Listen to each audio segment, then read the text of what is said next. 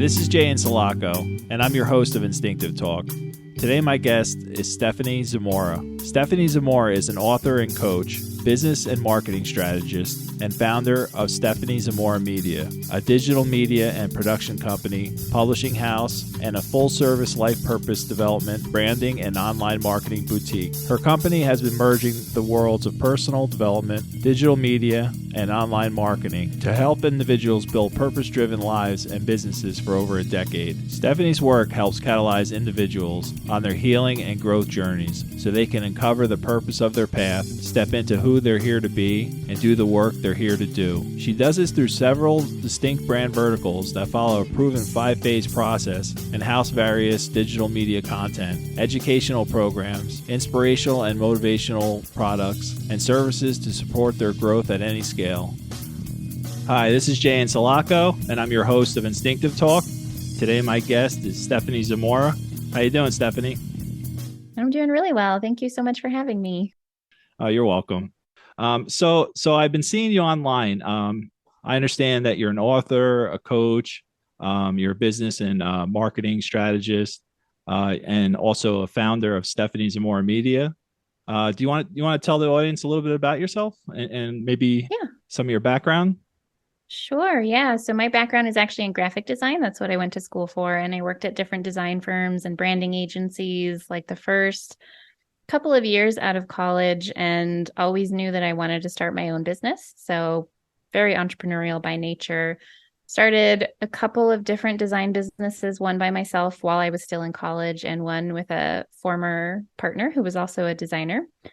And it was around like 2010 that I stumbled upon the online marketing world, like all and building businesses online and running programs and, just doing the whole online marketing thing, and got really immersed in that world and decided that I wanted to start my own business that was separate from design. I thought at first that I wanted to talk to cause-driven entrepreneurs about branding, but I realized very quickly that like being a designer is a skill that I have, not necessarily like my purpose or my calling. It's just like a tool to do greater work in the world and a means to make money and pay my bills. And so I started my website, stepheniezamora.com, in 2010, and started just blogging about the things that I cared about and the things that I was passionate about, and putting myself out into the world and like sharing my thoughts, be like connected to my own name versus like hiding behind an anonymous blog or, just writing for myself, and started working with women who were going through the quarter life crisis and helping them like reconnect to themselves and their passions, which was something that I needed at that time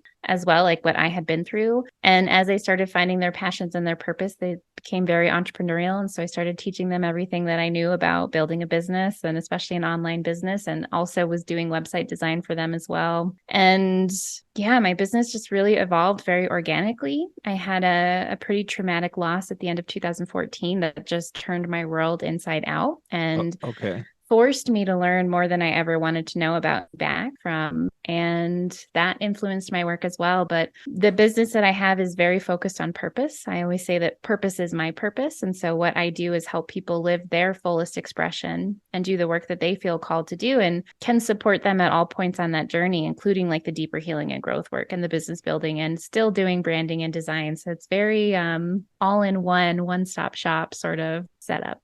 Do you want to share any kind of background with mental health? Lived with depression off and on since I was very young.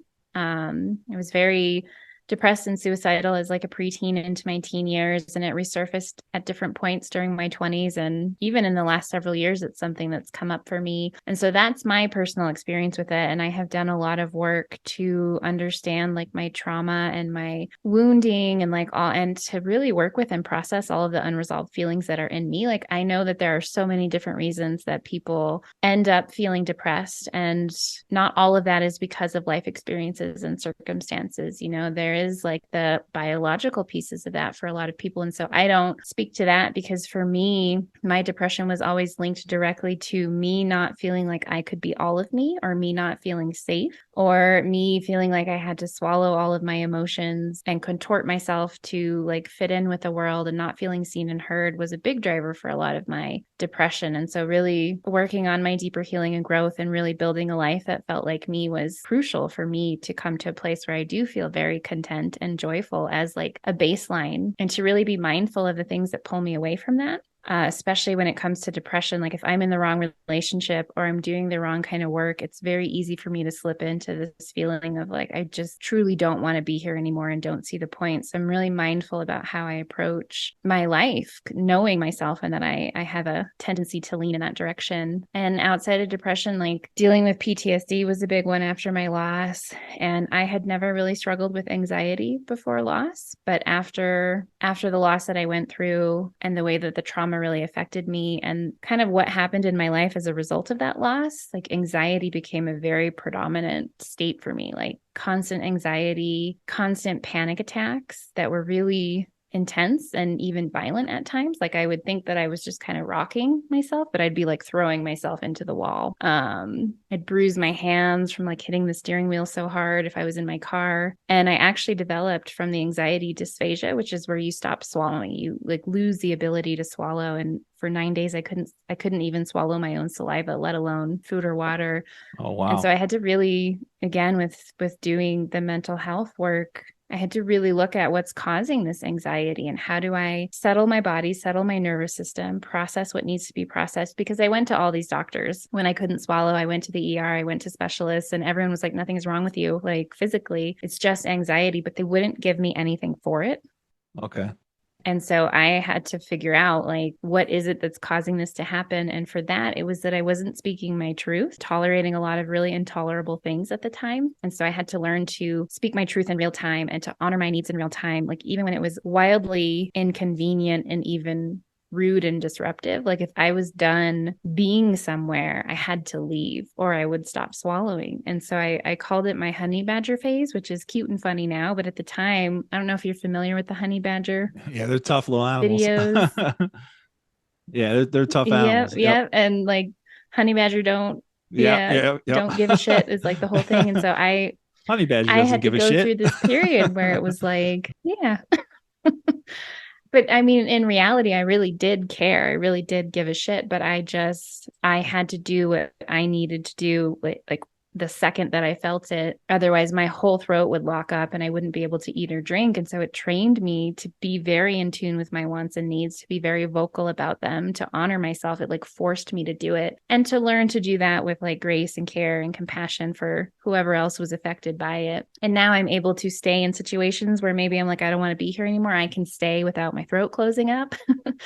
But yeah, it was a lot of therapy. It was a lot of process work. It was a lot of alignment work, like more of that alignment work for me internally, like who am I here to be and how do I live in alignment with that? And how do I learn to tolerate situations that maybe I don't want to be in right now? How do I navigate these things to where my throat isn't closing up on me and I'm not having panic attacks? And yeah, so that has been my journey with mental health. I know you mentioned about your loss. I don't know if it was the internet connection, but it cut out. What was it exactly what kind of loss did you live through? Yeah, so I had a relationship for a couple of years and he was a kind and caring human. And it was just one of those situations where it was like, this isn't right for me and it's not going to grow into anything more. And so I ended that relationship and he started stalking me. He started showing up over the period of 2 weeks.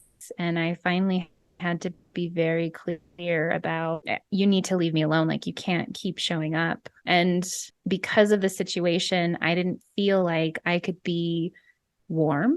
I didn't feel like I could say, I love you, but this needs to happen. I care about you. Like I felt like I needed to be really clear and in clearness. I felt like I was being cold. I don't know that I actually was, but compared to my normal nature, like it felt like I had to be really clear and cold with him. And he ended up committing suicide a couple of days later.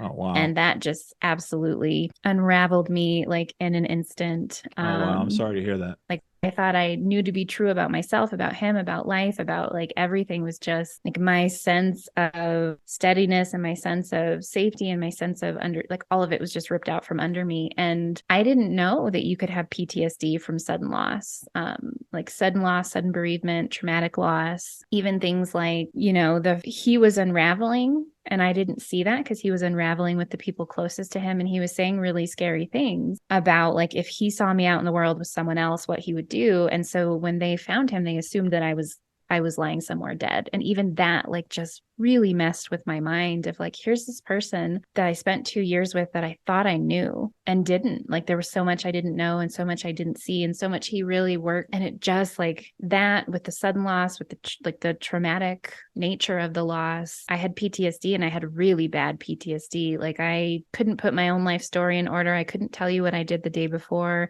Would drive in circles around my house because in the time it took me to lap the block, I would forget that I was going home. I didn't know who half my clients were. I couldn't remember how to code websites, which I had been doing for a really long time. And because of the PTSD, I ended up in an abusive relationship with an addict. Like I just had no point of reference as to what was going on. I felt like it was my fault that he had died. So there was guilt, there was shame, there was low self-worth. I didn't feel deserving. And all of that took this huge toll on my business, my finances, my physical health, my mental health. Got a lot worse before it got better.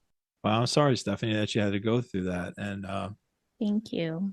Can you share some of your skills that you learned on how to cope and how to deal with PTSD and anxiety and the panic attacks and things like that?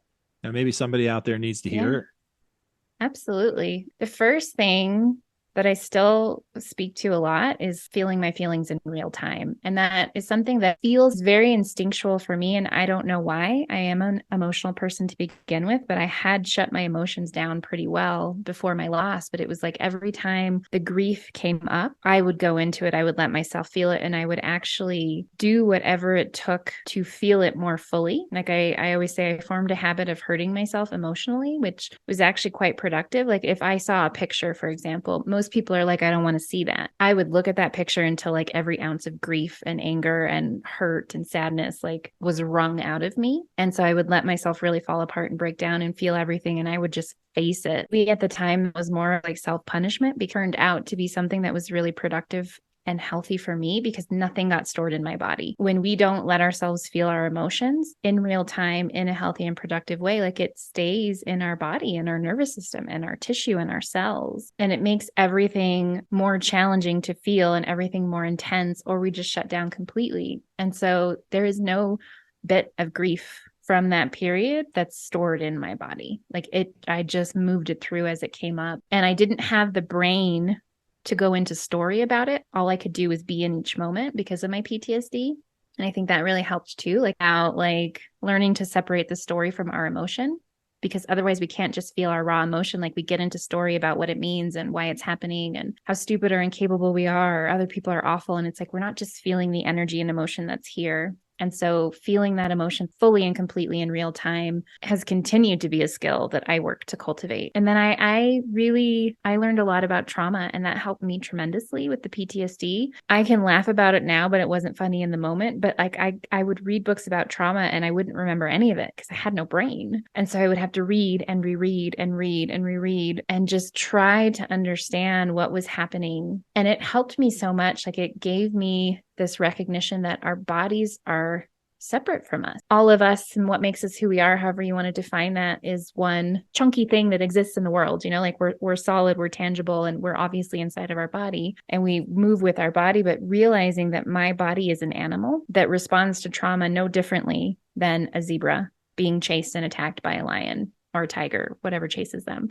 And understanding like, okay, my brain isn't working right now because it's trying to keep me safe. And it got scrambled because of X, Y, and Z. And even though it was really hard for me to remember that in the moment, close friends would tell me, because I was so frustrated with my brain, and they would tell me, maybe this is just how your brain is right now. Like we hear a lot about acceptance, right? Like don't be in resistance to what's happening. And I was like, I refuse to accept this. Like my brain worked until this happened. And if something could scramble it like that overnight, there must be a way to reverse that, undo it, or like rewire my brain. And so I really think it helps people who have PTSD and trauma to understand trauma, because it takes us out of the story and it helps us see that like this organism that we live in is really wise, and it does things that it does in response to trauma. If anyone has had like physical trauma, or they've had like sexual assault, like understanding that our trauma response in those situations is pre-verbal. It happens before we even register what's going on. And for me, that helped with things like, oh, I don't have to beat myself up about the trauma that I experienced with the abusive addict, because there was no ability to make a conscious decision. Like my body did what it thought it had to do. And then we get out of the story and the beating ourselves up, and we can just be like, okay, I did like a full court press when it came to my healing. And I tried any and every modality that I could. And I want to be really clear, because I think this is a frustrating part of my journey, that people are like, well, you must have been really well resourced. Like you must have had the money and the connections and the insurance. And the truth is I had no money. I had no insurance. There were things that I paid for. Like I prioritized paying for therapy over other things that I probably should have paid for.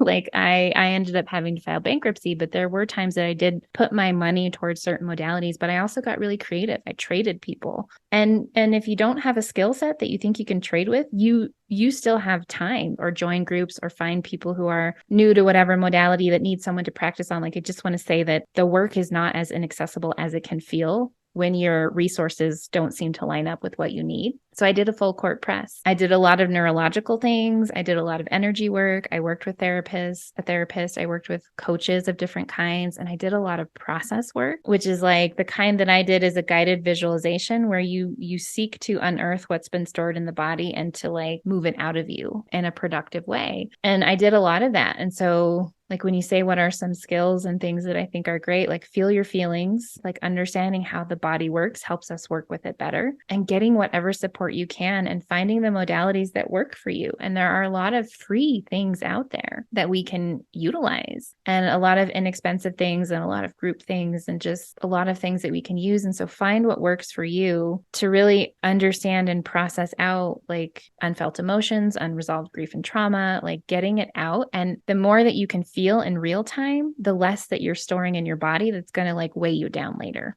So it sounds like to me, Stephenie, that to face the trauma and the PTSD head on and go through the feelings and get all those emotions out, like you're saying, in real time, so you understand those feelings and then you can process them. Is that what I'm hearing? Yeah. So that you're not storing, like emotions are just energy in the body, whether it's rage or sadness or whatever it is. Like it's not supposed to stay inside of us. Right. And so if you're not letting yourself feel it, then it's going to get stored in your body, and it's going to weigh you down. It's going to make you sick. It's going to like mess with your brain even more. It's going to shut you down emotionally. And so learning to feel your emotions in real time without telling stories about it, and also just understanding like the mechanism of what's happening when we're grieving, when we're depressed, when we're anxious, when we have trauma. It helps keep you out of story that something's wrong with me, something's broken in me, I'm unfixable. Like everyone else can just do these things and I can't. And it's like there's an explanation for what's happening in your body as a result of whatever's causing the depression or anxiety or trauma. And so it helps us just like normalize, like my body's doing a thing right now for some reason, cause and effect, whatever that reason is. And when you can look at it that way, then you can work with it versus being like, I'm a hopeless lost cause, I should just give up.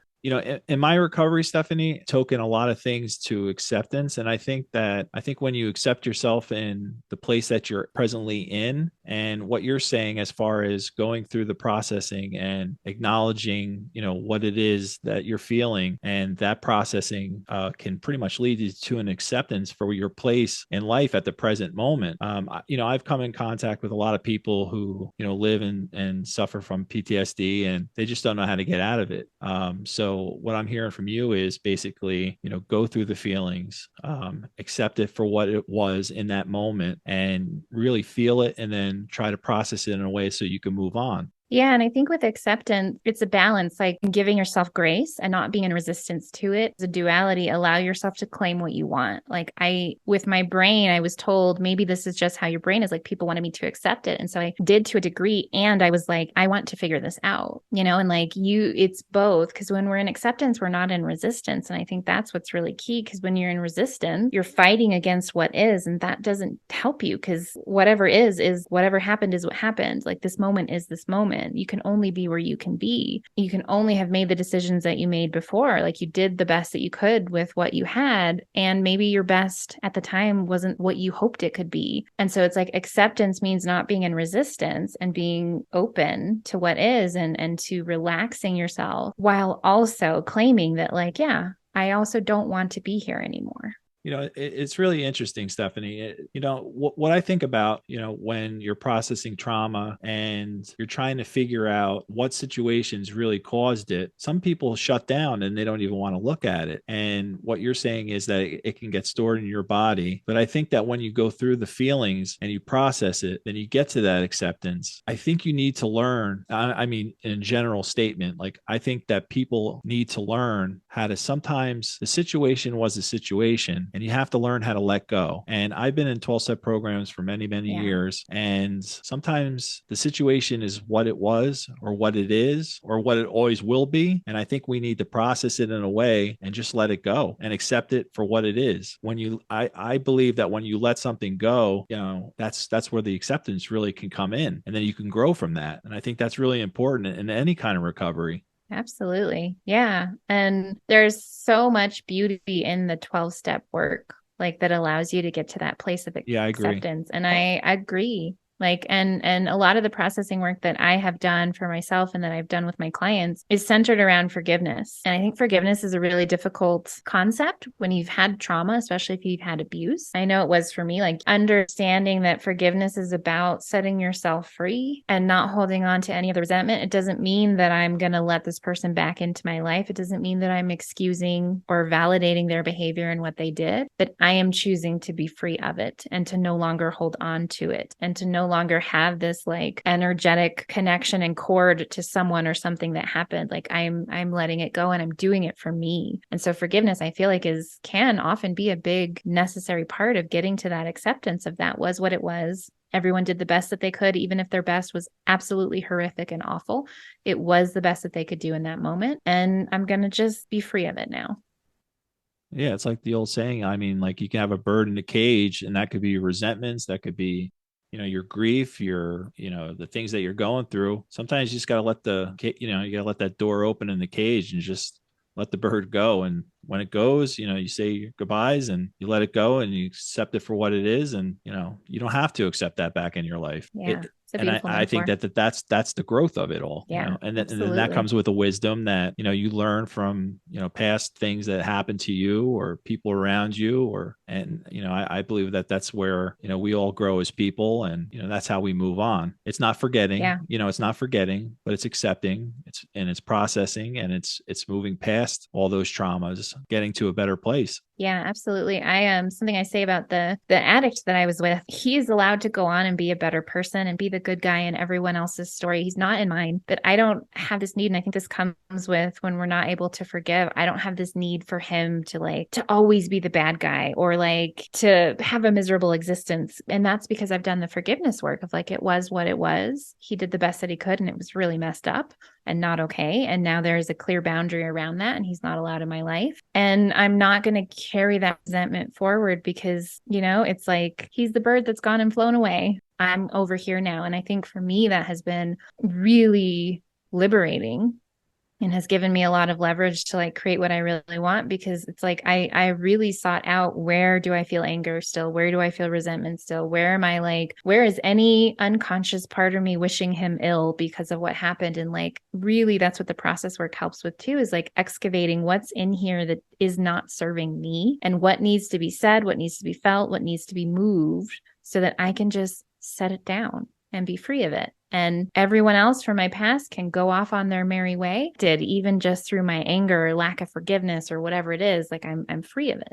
So, Stephenie, you're talking about your ex-boyfriend who was an addict, and he caused some, trauma in your life. I mean, how do you like look at that and just let it go to a point where you can process it and then kind of just set it free? What kind of steps can you take to look at it for what it was and not make it what it is, Yeah. and not let it last into the future?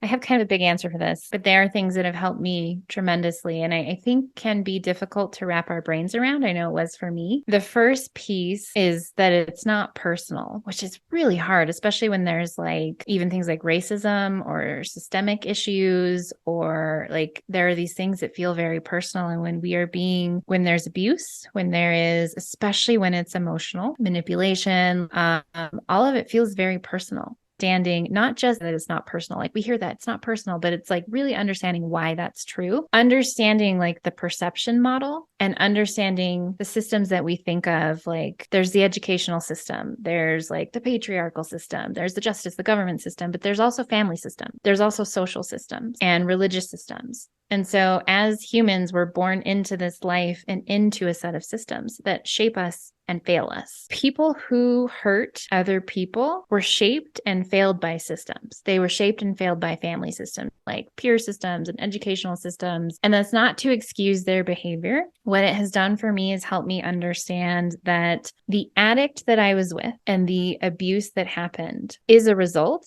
of him being shaped the way that he was throughout all the experiences that he had way back to when he was a baby. And again, it's not to excuse it. Like I will repeat that because I think that's really like, we're not saying it's okay. They just had a bad childhood. It's not okay. And we don't accept it. And we don't tolerate it. We don't excuse it. And when we can look at it, like it's actually not about me. What he did to me was actually not at all about me. And so it's like cause and effect. It's understanding that they were made into who they are based on the things that they had been through and things they haven't processed and all of this stuff, their own hurt, their own wounds, their own traumas. And then there's the perception model, which is understanding that like whether someone likes us or not says everything about how they interpret the world, how they internalize certain experiences, how they take in who you are and run it through their filters. And we all have a very unique perception model. So we take in information from what's happening and we run it through our filters. And that's limiting like thinking and thought patterns. And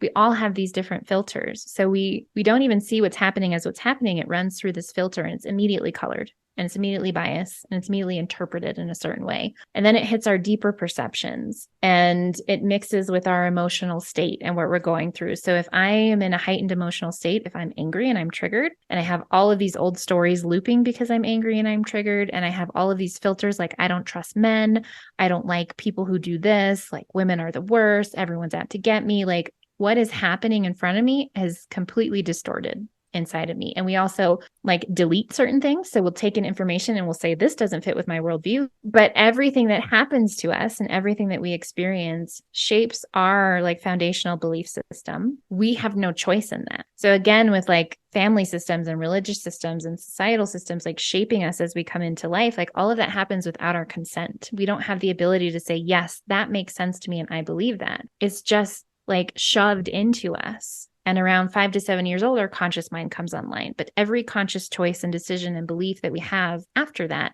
is influenced by this subconscious. And I think what can happen, and I know what happened for me, is that we latch onto that anger because we take it personally and we want to be them to make it right. We want them to see, we want like them to treat us better. We want them to like be seen for the horrible person that they are. And it's like, we can't let that go because we're taking it personally versus being able to look at them as a wounded, broken, at times, like whatever it is that caused them to be someone who causes harm, like seeing them for that, being able to say like that has nothing to do with me so that I can let it go. Like I can look at and knowing more about both the ex who committed suicide and the abusive addict, like knowing even just little bits about their history, it's like I can see that they were shaped, like they became this person for a reason that has nothing to do with me. And every person is making choices. And even if you're a factor in that choice, that decision to cause harm to you, that decision to even my ex commit suicide, the decision, whatever it is, you might be a factor, but it's still all contained within them. And it has nothing to do with you. And so I think understanding that it's not personal creates more leverage for us to say, okay, if I'm not hooked into this was about me and they didn't see me and I can't believe they were so awful to me and they should pay for this. Like we can unhook from that and we have more leverage to then do the work and see the situation for what it was and to learn to raise our own standards and to learn to do our own healing and to learn to set better boundaries and to ask for the help that we need. And that's not to say that we are at fault or at cause for abuse. It is to say that like we have to take responsibility for our lives and what we do in the aftermath of it. And so I think that there's so many reasons that we hold on, and it's understanding the reason for that, the motivation. What does holding on give you? Yeah, so there's the clinging to it because we want it to be righted somehow. We want to be validated somehow. Sometimes we cling to it because it makes our world make sense, to still have that anger, to still have that connection. Like even if it's painful, it's known and familiar to us to be angry, to be hurt, to be like in this loop around this thing that happened and to not let it go. And to let it go means we have to exist in a completely different world for ourselves. And if that trauma, if that abuse that we have an attachment to feeds our own core wounding of like, see, I knew I wasn't lovable. See, I knew I was a worthless piece of crap. Like we all have a core wound story. And so sometimes we cling to these things because even though it's really painful, it reinforces the story that we hold about ourselves and the world. And if we were to let that go, we would have to exist in a world where it's not true. Maybe we are lovable. Maybe we do deserve better. Maybe they don't matter at all. And I can actually just let this go. And that's really scary for us. And that goes back to understanding the subconscious and that like we cling to things because our subconscious has a certain belief and a certain need for it. And even though this is painful, I know I can survive being in a state of anger and bitterness and resentfulness. And I know how to exist in a world where I am angry and I'm hurt and I'm wounded and I don't let this go. And that's scary to the subconscious. Like anything new or different from what's known and familiar equals certain death to our subconscious mind. So I don't know if that was a helpful answer. No, it was very helpful, but you had me thinking. So once you change something like that, when you're used to maybe blaming this or looking at it that way, I mean, if you let that go, I mean, it could change your whole world because you hold on to these things for so long that it could ultimately like change your whole belief system and your whole world. And we say that we want that. That's the thing about the conscious and the subconscious. I did that. I was so broken after my loss and the abusive relationship. And unconsciously, I would have told you, I just want to be happy. I just want to be free of it. I just want to make money and be successful and whatever. I had to see where I was subconsciously holding on because even though it was so painful to feel broken and wounded and traumatized, like I knew how to do that. And even though I had been happy before all of it happened, like my known and familiar had become broken and angry and hurt and resentful and not feeling deserving and worthy of good. And so I had to really look at that. And you have to like work with the subconscious because people who cling on, like they will say, I want to be happy. And it's like, well, it takes a lot of work to let that go and to learn how to feel safe inside of, I can just be good. Like that can be a non-factor for me. I can be happy. I can be joyful. I can be free of it. And so even just understanding that, and that's why I explain it, that's normalizing the fact that it's hard to let go for so many reasons that aren't just they hurt me and I can't forgive them. It's all of our wiring and patterning. It's all of our taking things personally and not understanding that people were shaped by life in their own ways and that produced them. And it has nothing to do with you. It doesn't excuse it, And so it's like, it helps normalize like, yeah, of course it's hard. And now that you know why it's hard, are you willing to do the work and to dig in deeper, to be free and have the things that you say consciously that you really want? And that's a choice, a hard choice in and of itself. That sounds powerful to me because like it's like the old saying, like if you want to take steps forward, you have to sometimes take 2 steps back so you can look at the whole picture. And I guess when you're looking at the whole picture, when it's 2 people involved and there's trauma involved, you need to take those 2 steps back to look at the whole scene and understand that that person is only going by the way that he or she is wired. And then I think that when you realize that, from what I'm hearing from you, is that, that's when, the recovery can happen. Recovery can happen when you do take those 2 steps back. You see it for what it is. You have to accept the situation for what it is. Not that it was okay, because it sounds like Right. it was definitely not okay, letting go of it and just not allowing that to happen in your life anymore. And I think that's where the acceptance comes in. I And mean, the that's stories, like I go back to the stories because normalizing that it will be hard, normalizing, like you're saying, that sometimes I always described it as one step forward and five crashing steps backwards. And that there is not usually, like healing isn't linear. Recovery isn't linear. Different ways, it's like sometimes it gets worse before it gets better. Sometimes the way that I described some of my healing work was I had to go and actively, consciously choose to break what hadn't broken all the way through. Like you think of a broken bone. Sometimes they have to break the bone in order to reset it so that it can mend and heal correctly. Like they make it worse. Mhm. They consciously do that to make it better. And that was true of my healing, is that I have to consciously choose to make this worse first so that I can actually properly, truly heal in a lasting way. So when you're going through that, that pain can feel like it's getting worse, but it's actually your body and your mind, setting it free because you're coming Yeah. to terms with whatever it is. And then you could say, okay, well, that wasn't because of me, or that wasn't because of anything I did. It was the wiring of that person. And at this stage, I can let it go and I can free myself. Understanding that letting go happens in layers. A lot of the time there are times that it can just move and you can just be free, and those are gloriously amazing times. And there's a lot of times where it's like you have to move a layer of resentment. You have to face and process out a trauma, a specific trauma that happened this one time. And then you have to process out the sadness and the grief. And then there's a new layer of resentment. And what happens when we don't normalize how messy this is we start to tell stories that something's wrong with me. Like I'm not getting any better. There's no point. You're going to go all over the place. There could be layers. Like you could take that one step forward and the five crashing steps back, and normalizing it, that it literally doesn't mean anything about you other than you are in process on healing. So, in your experience, like if somebody is going through symptoms of PTSD, like who should they work with? Would you recommend more of a psychiatrist, or would you a social worker, a life coach, or all the above? That's a great question. It's a really personal thing, and it depends on the trauma. Like if you're a veteran of war and that's the PTSD you have, there are certain people who are equipped to support you with that over others. And so I think it's really important to find what feels right for you. Therapy was really helpful for me, but it took a specific kind of therapist. Like I am not a person who is wired for talk therapy. Like I will talk and that's great and can be very healing, but I also want actionable. Like what can I now do to like shift what's going on inside of me? And not all therapists do that. And I think another piece that's important is, are they trauma informed? There are some really incredible coaches that I have worked with that have done process work with me, energy workers that I've worked with. I've never worked with a psychiatrist specifically, but therapists. And it doesn't work for me if they're not trauma informed, especially if you're working with like a life coach or a trauma coach or a healing coach. If they're not trauma informed, if they don't understand how trauma works, in their attempts to help you, they can make it so much worse. They can re-traumatize you. They can reinforce the belief that something's wrong with you. And I think that that's also true of, there's a lot of really incredible personal growth work out there that's doing good work in the world. And this was true of me before my trauma, my loss. I was doing good work in the world.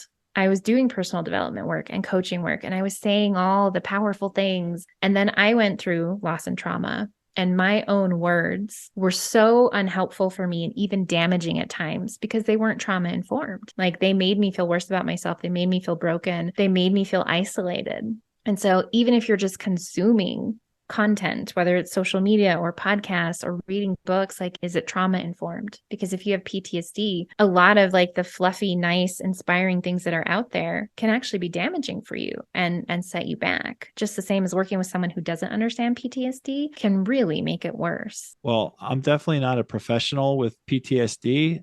This podcast, I hope, is going to be educational for someone and maybe point them in the right direction. I mean, is there any resources that come right to your mind that if somebody's listening that they would say, okay, well, where do I go for this? Because there's a lot of people, Yeah. I believe that, yeah, they might be living with PTSD or any kind of traumas, and they think at one point, yeah, I'd like to do some of the work. Where would they go? Like, what would be their first line of action? Yeah, I think if you want to understand trauma and work with people who are like beyond trauma informed, like they're actually like I call myself trauma informed. I haven't gone through like somatic trauma training. So people who are actually like equipped to help with trauma. I really love Peter Levine's work. So Waking the Tiger is one of his best-selling books, and it really helped me understand trauma. The Body Keeps the Score. The author's name I always get wrong. It's like Bessler Vander something, but The Body Keeps the Score. Those two books really helped me understand trauma. But Peter Levine, I think it's Somatic Experiencing Institute or .com or something. I would Google somatic experiencing. He really understands trauma, and he has like a whole training certification program for coaches, therapists, random people who want to work with people who have trauma. And so on their website, they have like resources of here are all the people that we have certified. And so you can find therapists and coaches. And I always say, just look for who and what resonates for you. That's what really matters. Like, do you feel seen and heard? Do you feel like your trauma is understood? Are you getting support and making progress without being re-traumatized? Like, trust yourself throughout that. And don't let anyone tell you that, like I had people try to help me that re-traumatized me and tried to tell me that what they were doing for me was what I should be doing. It's like, only you know for sure what works for you. So use your discernment and trust yourself. If the most awarded, brilliant, has gone to all the schools and certifications therapist makes you feel like crap and makes you feel confused and makes your trauma worse, like, they're not for you, and you can just trust that. All right, Stephenie, I just want to thank you for being on the show today. I just want to direct everybody out there that wants to contact Stephenie to her website. Everything will be in the show notes. It's stepheniezamora.com. And again, that'll be in the show notes if you want to contact Stephenie. I just want to thank you for being a great guest today, and I appreciate you, and I hope you have a good night. Yeah, thank you so much for having me. And thank you so much for having these conversations and supporting people with the work that you do. It's really, truly needed and incredible. Well, I appreciate that, Stephenie. All right. Thank you. Thank you. All right. Good night. Thanks for tuning into this episode of Instinctive Talk. If you want to connect with me, please visit my website at instinctivebird.com. If you want to buy a personalized version of my book, No More Crutch, it's also available on my website. If you could, please subscribe and leave a review for the podcast. Again, this is Jay Insalaco. Thanks for listening, and tune in next time to Instinctive Talk.